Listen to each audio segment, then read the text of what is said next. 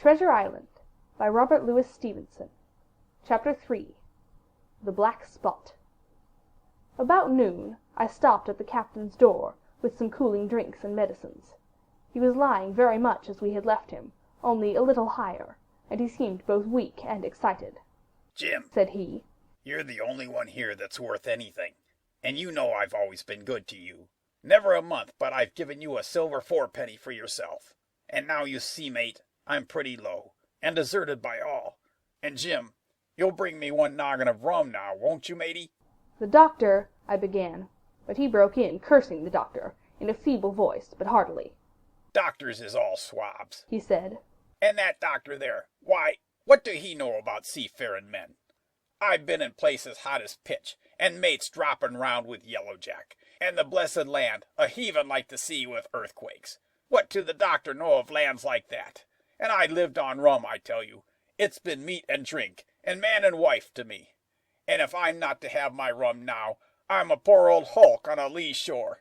My blood'll be on you, Jim, and that doctor swab." And he ran on again for a while with curses.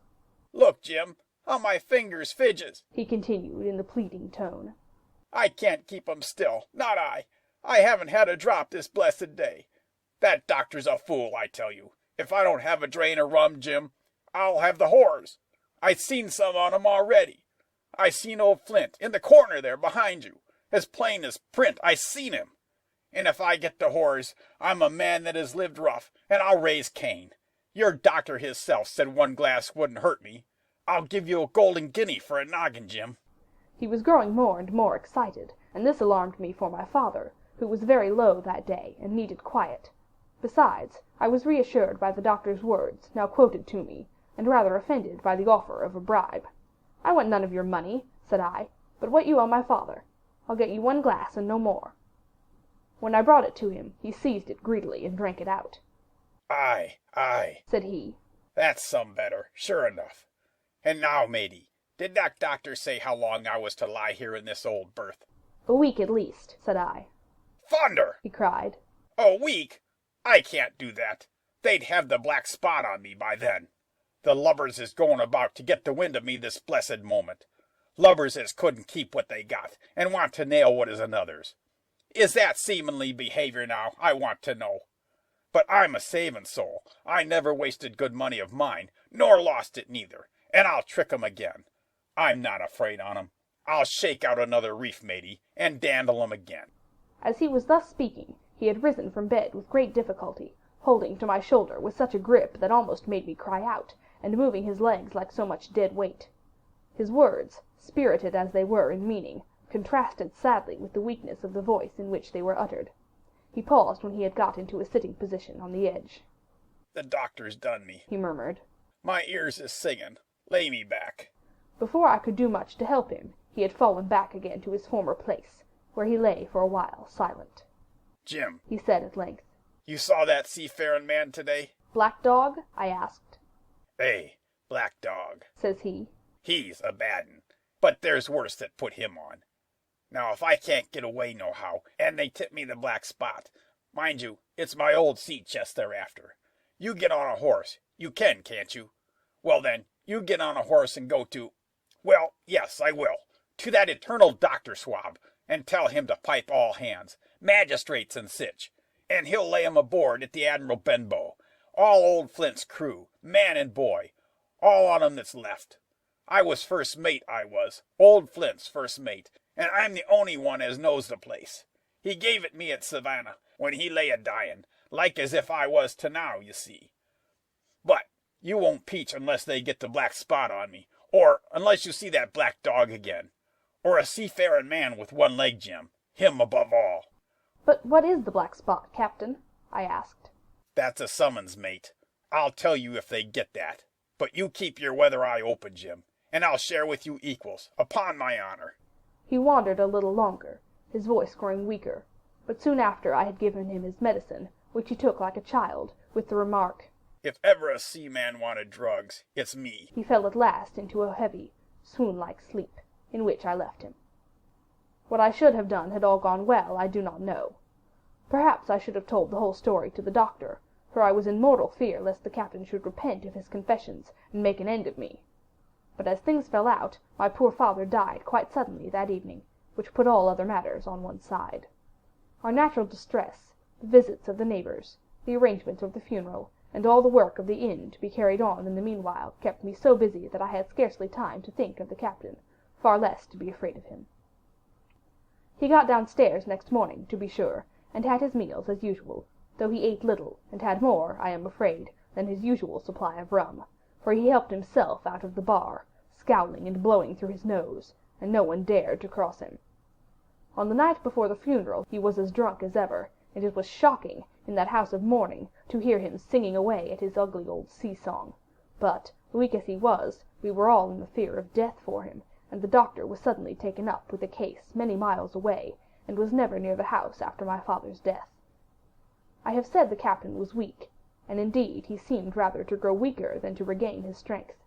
He clambered up and down stairs, and went from the parlour to the bar and back again, and sometimes put his nose out of doors to smell the sea, holding on to the walls as he went for support, and breathing hard and fast, like a man on a steep mountain.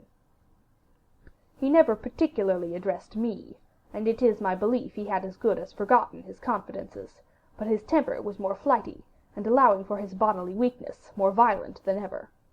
He had an alarming way now, when he was drunk, of drawing his cutlass and laying it bare before him on the table. But with all that, he minded people less, and seemed shut up in his own thoughts, and rather wandering. Once, for instance, to our extreme wonder, he piped up to a different air, a kind of country love song that he must have learned in his youth, before he had begun to follow the sea. So things passed until, the day after the funeral, and about 3 o'clock of a bitter, foggy, frosty afternoon, I was standing at the door for a moment, full of sad thoughts about my father, when I saw someone drawing slowly near along the road. He was plainly blind, for he tapped before him with a stick, and wore a great green shade over his eyes and nose, and he was hunched, as if with age or weakness, and wore a huge old tattered sea-cloak, with a hood that made him appear positively deformed.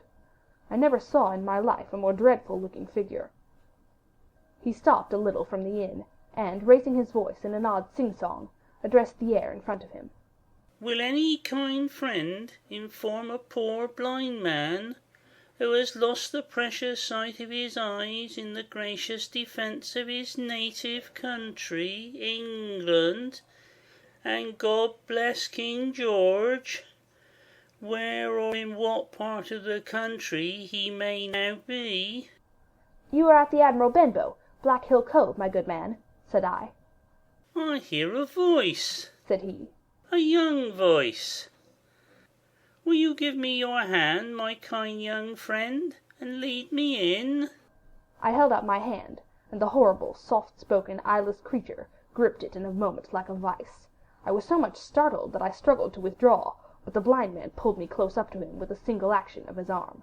"Now, boy," he said, "take me in to the captain." "Sir," said I, "upon my word I dare not." "Ah," he sneered. "That's it. Take me in straight, or I'll break your arm." And he gave it, as he spoke, a wrench that made me cry out. "Sir," said I, "it is for yourself I mean. The captain is not what he used to be. He sits with a drawn cutlass. Another gentleman—" "Come now, march," interrupted he, and I never heard a voice so cruel and cold and ugly as that blind man's. It cowed me more than the pain, and I began to obey him at once, walking straight in at the door and towards the parlour, where our sick old Buccaneer was sitting, dazed with rum. The blind man clung close to me, holding me in one iron fist, and leaning almost more of his weight on me than I could carry. "Now lead me straight up to him, and when I'm in view, cry out, 'Here's a friend for you, Bill.'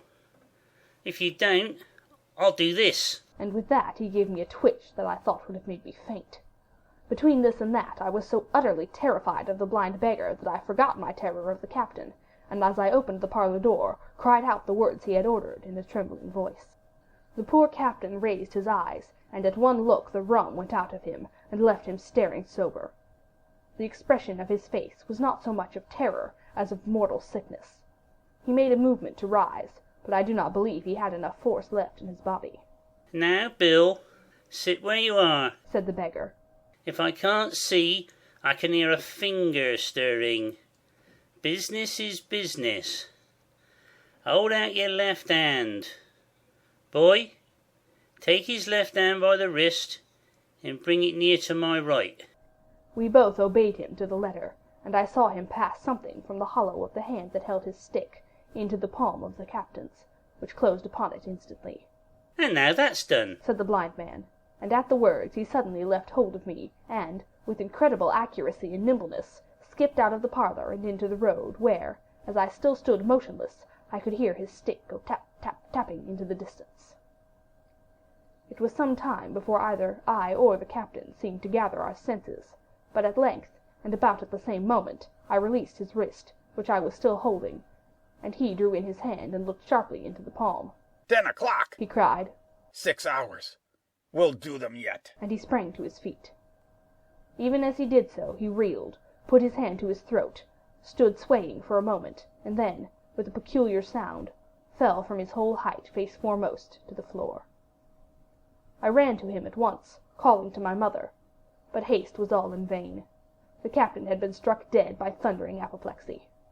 It was a curious thing to understand, for I had certainly never liked the man, though of late I had begun to pity him, but as soon as I saw that he was dead, I burst into a flood of tears. It was the second death I had known, and the sorrow of the first was still fresh in my heart. End of chapter 3.